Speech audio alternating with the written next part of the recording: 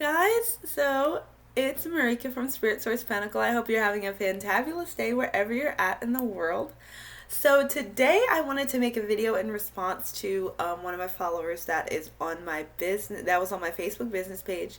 On one of the videos I had, he requested that I do a video on emotional reasoning, what that means, how to start it, and all that stuff. So Malik, this one is definitely for you. I hope you enjoy it.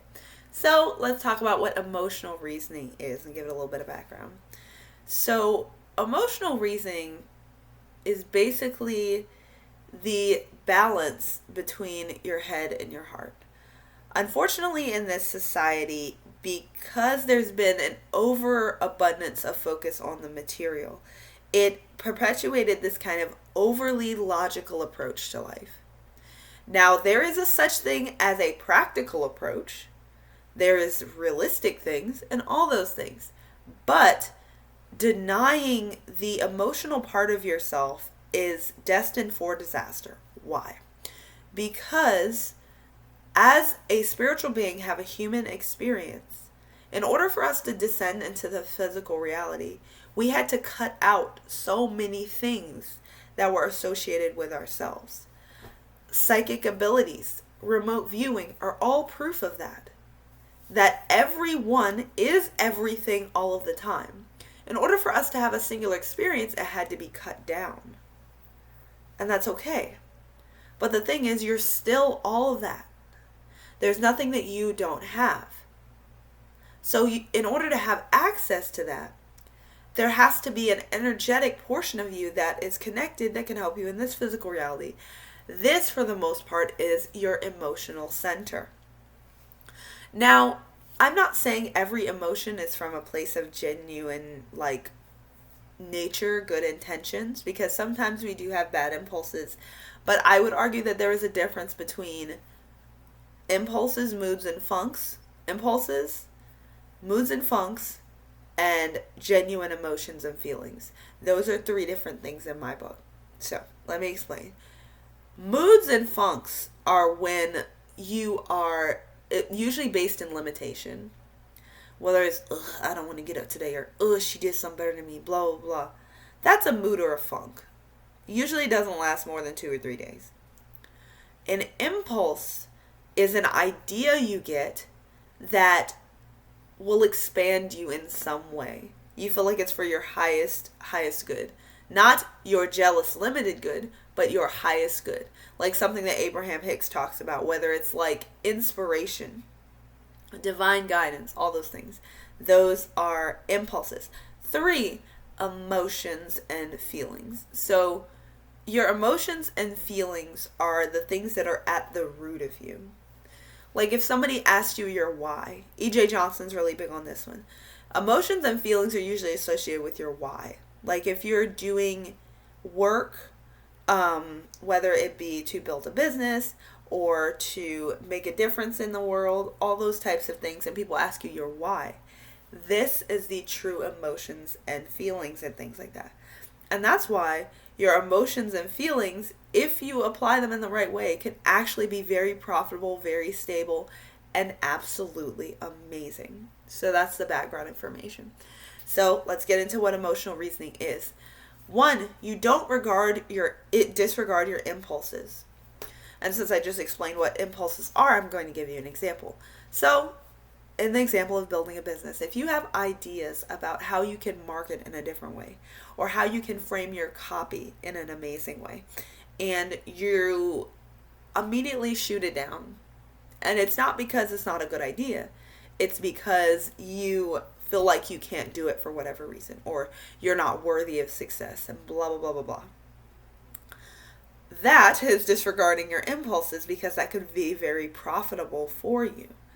Impulses are those ideas you get, that inspiration. And that inspiration, when applied with the practicality, can make things so much better in your life. It can literally flip your life on its head. So that's the first thing emotional reasoning is, not disregarding your impulses. Second thing emotional reasoning is you are comfortable with others expressing their opinion and working with them. So that means that when you go into a conversation with somebody, you go into a relationship with somebody, they can express their feelings, you can express your feelings, and then you can work on balancing the two out without getting angry. Emotional reasoning is also about having compassion, holding space for yourself and others. Everyone's not going to do the right thing all the time, and that's okay.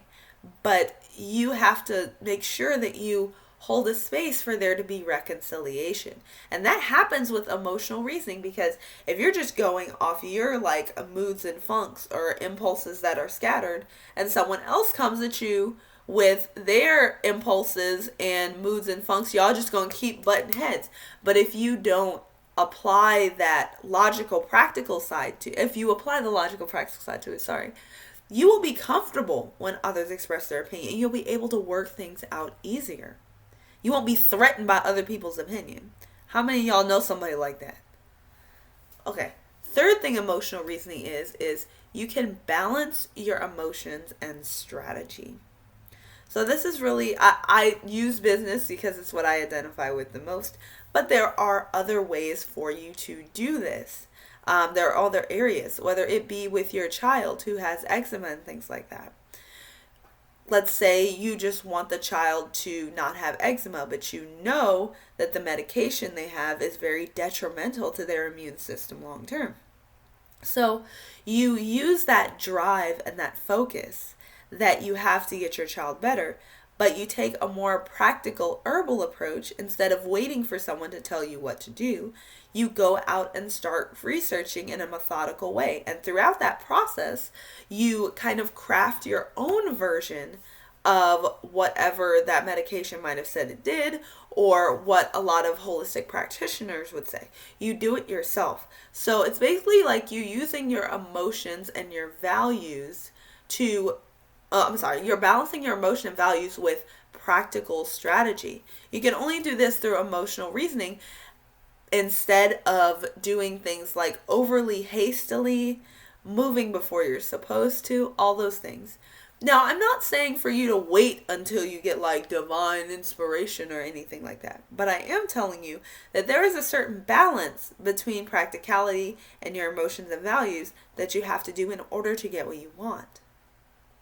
The universe is about balance.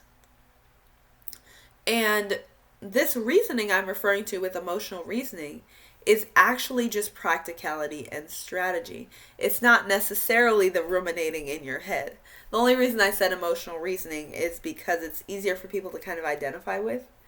But by that reasoning, I mean practical action. So emotions and practicality combined together equals long-term success, inwardly and outwardly. The lack of emotional reasoning will, if you don't have it, it will cause you to be perpetually dissatisfied in a very satisfying situation. Like, you will get what you want, but you will not feel like you did. Think about all those rich people who have all this money and they're just as unhappy as can be. Just unhappy.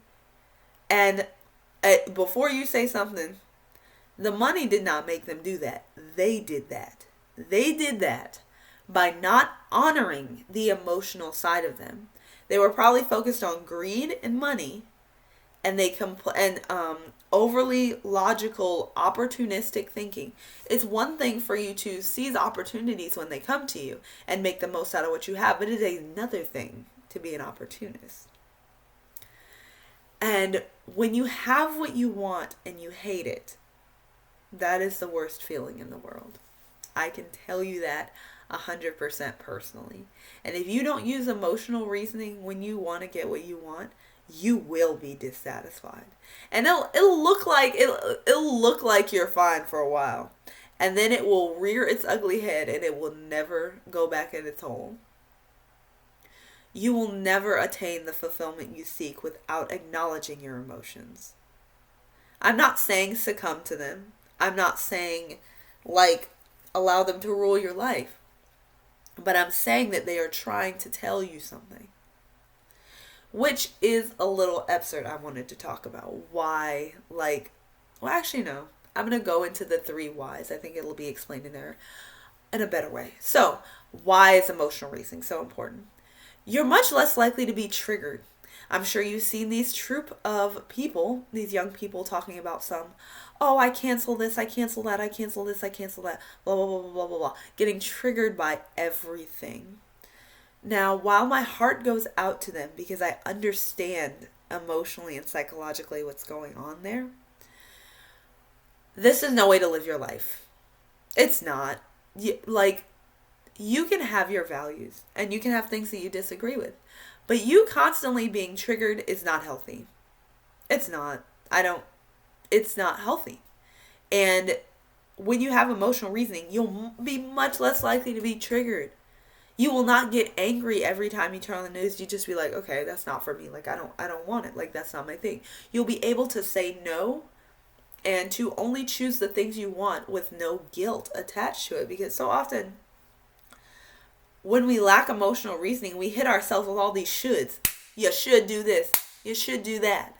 And while it might be a better timeline for you, or a better result if you did do that, like I talked about in another video, your inner self does not respond to shoulds in the way that the outer self responds to shoulds. The inner self, when you tell yourself, oh, you shouldn't be feeling this way, the immediate impulse is shame. It is. It really is. So with emotional reasoning, you won't be as triggered and you'll be able to actually figure out what this impulse is trying to tell you. What is this trying to tell me? Is there something I need to heal? Is there something I need to stay away from?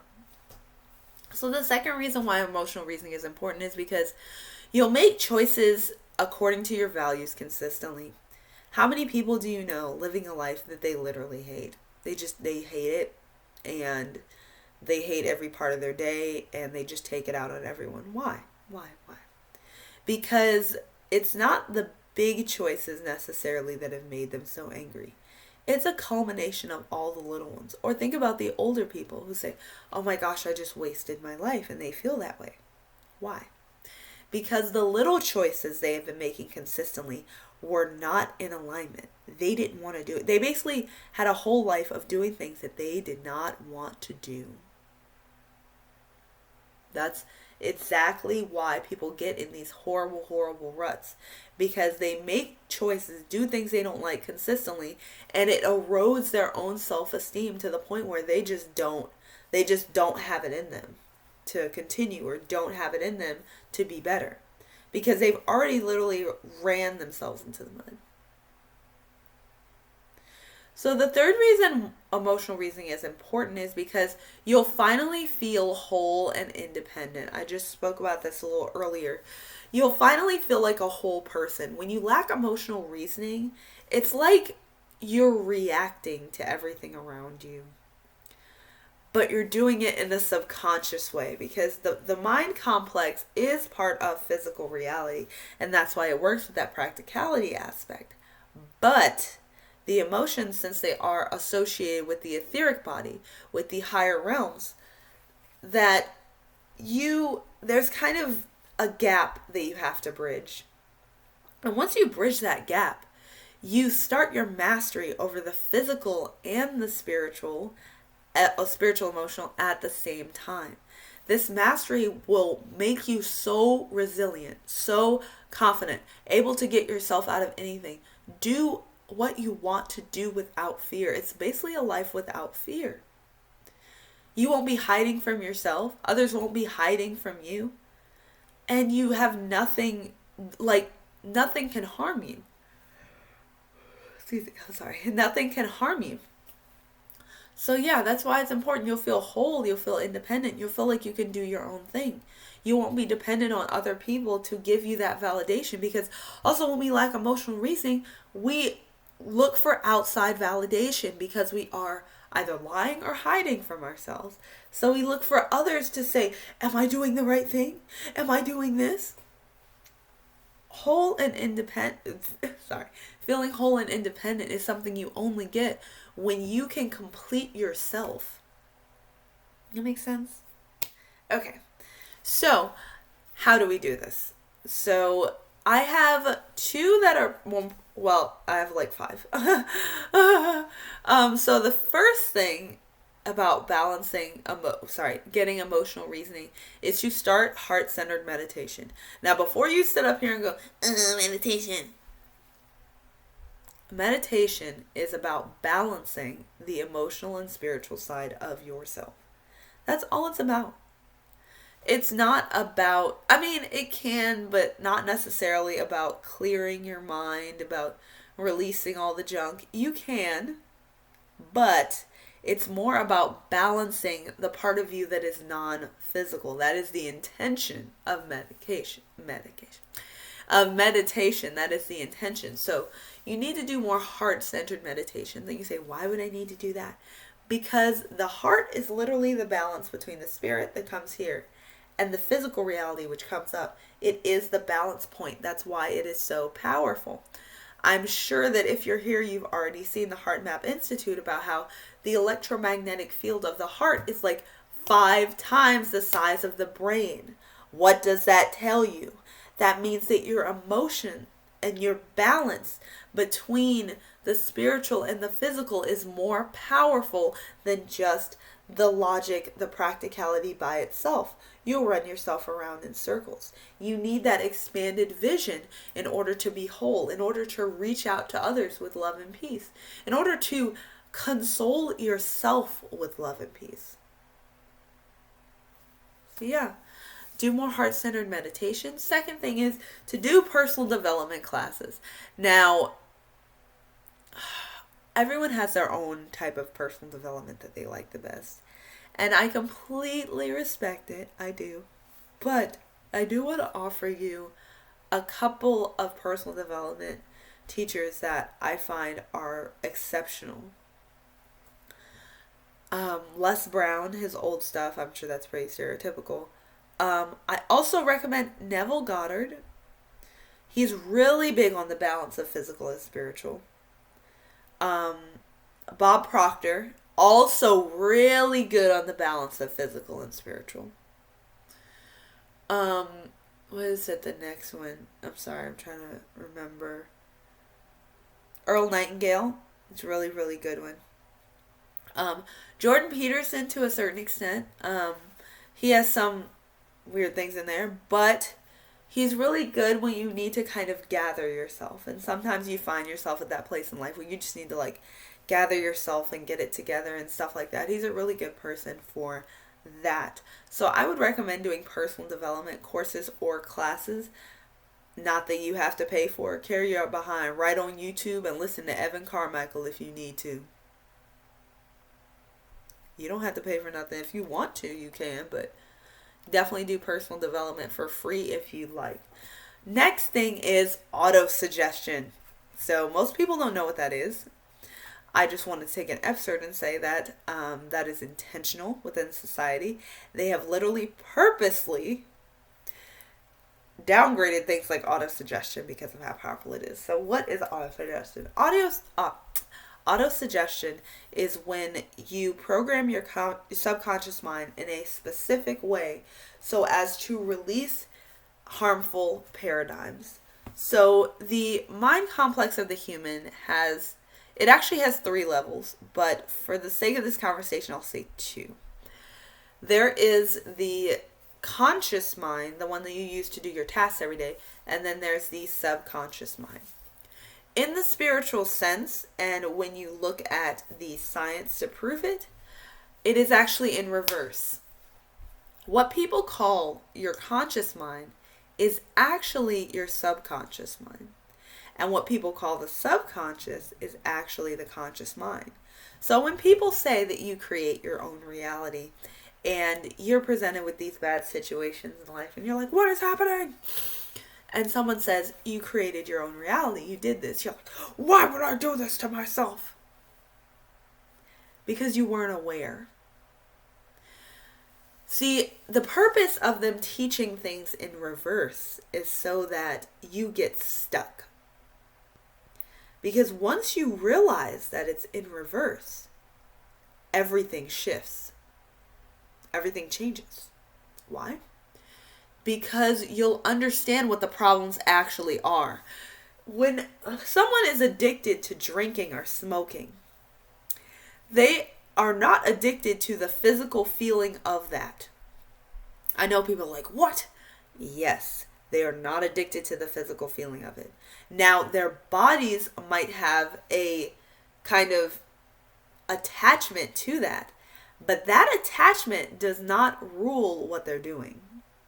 So what does that mean? It means that your worldview, the view of that person, is that they need something to cope. Meaning that something is too much. What's too much? They might say external things, and that's fine. But the thing about external things is that you have a part to play in those external things, as well as the way you view them is also a part of it. So when you talk to that person about what they view about those specific events that are holding them back, you will find, if you go deep enough, that there is an underlying belief that is causing that perception, that is causing that thing to keep occurring, causing them to keep making bad choices. Why? Because the subconscious is actually the conscious mind. And once you clear the subconscious, the conscious mind can move forward. And I switched it just so it's easier for you to understand. But I will switch it back so you understand what I'm saying. Once you clear the conscious mind, the subconscious can go ahead and run as planned. That is why NLP is so powerful. That's why hypnosis is so powerful. Because it accesses the conscious mind, not the subconscious, which people view as the conscious mind. Does that make sense? Okay. So the next thing for you, besides the autosuggestion, the next thing for you to do is the Hakani Mudra. So I talk about this on my channel all the time. It's this. This is something that if you watch channelers, they do this a lot. And the reason why they do this is because this, prolonged for periods of time, balances the left and right hemispheres of the brain. As you know, the left and right hemispheres of the brain, one is more logical, one is more emotional, spiritual. When you balance these two, emotional reasoning, balance, understanding, compassion, all those fun things come from balance. So the last thing for you starting your emotional reasoning process, because the thing about emotional reasoning is that it's something that kind of happens intuitively when you do these things that I'm talking about to clear the problems. Because the reason why people have problems with emotional reasoning is not just because of how they've been conditioned, but also because of how they actually deal with themselves, which is not necessarily conditioning all the time, because there's a lot of internal factors that go on regarding people's emotions that unfortunately the society has not understood up until this point, but there are people who are beginning to understand that now. There is an internal side to emotions. Like there is something that is just you, and then of course there's your emotional perception, which is how you do the reasoning. So yeah. That internal part of you that has to do with the emotions, that innermost part of you, your true emotions and feelings, are the things that you're supposed to actually go on in combination with the logic and practicality. Okay, so the last thing is to massage your feet. You might be saying, what? Why? So the reason for that is because of, the technical reason for it is so that you do a lymphatic kind of like massage for your internal organs in your physical body. If any of you all are into reflexology, you know that all the parts of your foot have correlations throughout their body, and your hands are the same way. When you massage your feet, you're actually stimulating all those points. Just like I said the other day, the reason why before you do meridian massages or anything like that, you rub your hands together, because your hands also connect with the different parts of your body. Rubbing your hands together activates that prana, chi energy within your cells, so that whatever you go into, you'll have a clearer mind and you'll be able to actually be in the experience. Because so many people have issues with emotional reasoning, mental clarity, logic. Why? Because they're, well, one of many reasons, they're not actually in the present moment. They're thinking about something that happened in the past, somebody did this, did that, anything like that. They're thinking about that and it's impairing them now. So massaging your feet can help you to open the energy within yourselves and stay within the present so you can stay on top of your game and you don't get tired. Because sometimes when you first start off with your emotional reasoning, you will feel like a psychopath because there aren't many people who do this at all. So yeah, you're going to feel alone. You're going to feel like a psycho and it's going to feel completely foreign to you. But I assure you that it will not be in vain. So yeah, that's the last thing, to massage the bottoms of your feet. I'd say 1 to 2 minutes, 3 times a day to start off, and you'll feel the difference. Your whole body will physically be different. So yeah, I hope you enjoyed this, Malik, as well as everyone else who is watching. So just to identify what emotional reasoning is one more time. 1, you don't disregard your impulses and your true feelings about things. And feelings, of course, are long-term. Emotions and feelings are long-term. Impulses are usually regarding inspiration and things like that. Moods and funks, give yourself space for them, but do not feed into them per se. Just don't regard your impulses and your true feelings and emotions. Second thing is it means you're comfortable with others expressing their opinion and you're comfortable with working together. So you both have emotional harmony, working with others with their opinions, ideas, and feelings. The third thing emotional reasoning means is that you're able to balance your emotions and values with strategy and practicality. So have a fantabulous day, you guys. If this resonated with you, and you want me to help you further with it, I would be honored to assist you on your journey. Feel free to message me or comment me below and just tell me that you would like to see what you can do further. We can do a discovery call and we can work from there. I do spiritual coaching, I do Reiki healing sessions, and I also do life path readings. So whatever works best for you, I'd be honored to assist you. So I love you so much, sending you peace and happiness and infinite wisdom. Have a fantabulous day. Bye.